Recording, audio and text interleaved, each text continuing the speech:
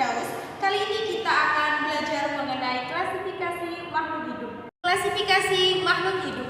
Nah, berbicara tentang klasifikasi makhluk hidup merupakan suatu cara untuk mengelompokkan makhluk hidup berdasarkan kesamaan ciri yang dimiliki.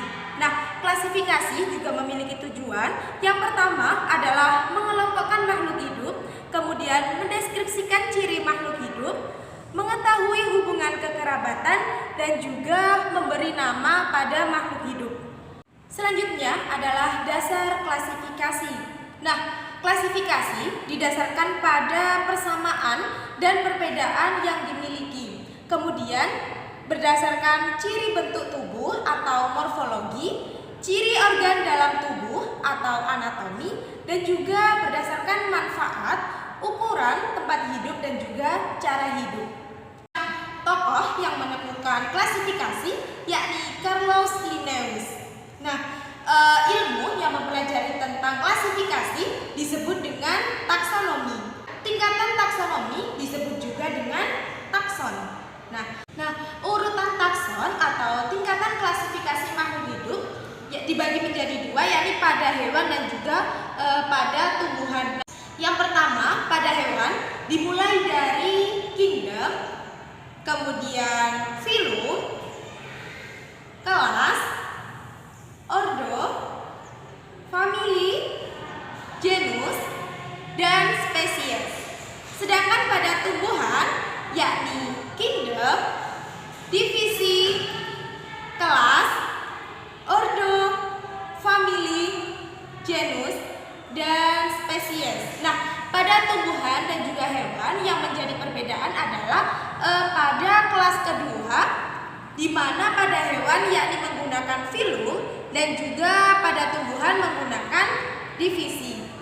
Selanjutnya adalah klasifikasi 5 kingdom. Nah, yang pertama ada Monera, Protista, Fungi, Plantae, dan juga Animalia. Yang pertama yakni Monera. Nah, Monera merupakan makhluk hidup yang paling sederhana dan kita hanya bisa melihat Monera melalui mikroskop saja. Nah, ciri-ciri Monera yakni prokariotik atau tidak memiliki membran inti sel dan juga bersifat uniseluler atau sel tunggal seperti pada bakteri dan juga ganggang. Yang kedua yakni Protista. Nah, Protista bersifat eukariotik, yakni memiliki membran inti sel dan juga ada yang uniseluler dan ada yang multiseluler. Protista dibagi menjadi 3, yakni Protista mirip hewan, Protista mirip tumbuhan, dan Protista mirip jamur. Protista mirip hewan seperti protozoa, mirip tumbuhan seperti alga, dan mirip jamur seperti pada jamur lendir.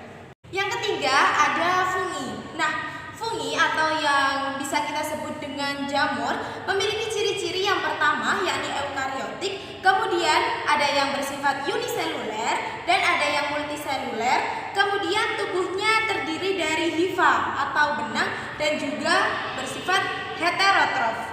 Kemudian yang keempat ada Plantae atau yang bisa kita sebut dengan tumbuhan. Nah, Plantae memiliki ciri-ciri yakni bersifat eukariotik, multiseluler, dan autotrof. Nah, pada Plantae memiliki 3 macam, yakni Bryophyta atau bisa kita sebut dengan lumut, memiliki ciri-ciri yang pertama memiliki akar batang daun tidak sejati. Kemudian memiliki akar semu atau bisa kita sebut dengan rhizoid dan juga bereproduksi menggunakan spora.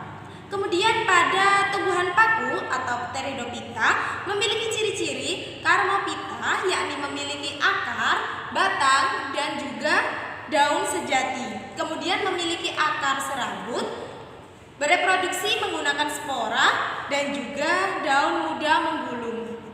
Selanjutnya yakni tumbuhan berbiji atau Spermatophyta. Nah, Spermatophyta sendiri dibagi menjadi 2, yakni Gymnospermae dan Angiospermae. Gymnospermae atau yang bisa kita sebut dengan tumbuhan berbiji terbuka, dan Angiospermae yakni tumbuhan dengan berbiji tertutup. Angiospermae memiliki ciri-ciri sebagai berikut. Dan Angiospermae memiliki ciri-ciri sebagai berikut. Tumbuhan dengan biji tertutup dibagi menjadi dua, yakni monokotil dan dikotil. Dan dikotil perbedaannya terletak pada biji, pada akar, batang, daun, dan bunga. Klasifikasi yang kelima yakni Kingdom Animalia, atau yang bisa kita sebut dengan hewan. Kingdom Animalia memiliki ciri-ciri yakni bersifat eukariotik, multiseluler, dan heterotrof. Pada Kingdom Animalia memiliki subfilum yakni invertebrata atau tidak memiliki tulang belakang dan vertebrata yang memiliki tulang belakang. Pada invertebrata ada porifera atau hewan berpori, kemudian Coelenterata seperti ubur-ubur, Platyhelminthes atau cacing pipih seperti Planaria, Nematelminthes atau cacing giling seperti pada cacing perut, Annelida atau cacing gelang seperti pada lintah, Moluska seperti pada semut dan kerang, Arthropoda seperti belalang dan kumbang, dan yang terakhir yakni Echinodermata seperti pada bintang laut. Pada vertebrata atau yang memiliki tulang belakang dibagi menjadi 5, yakni ada Pisces, amfibi,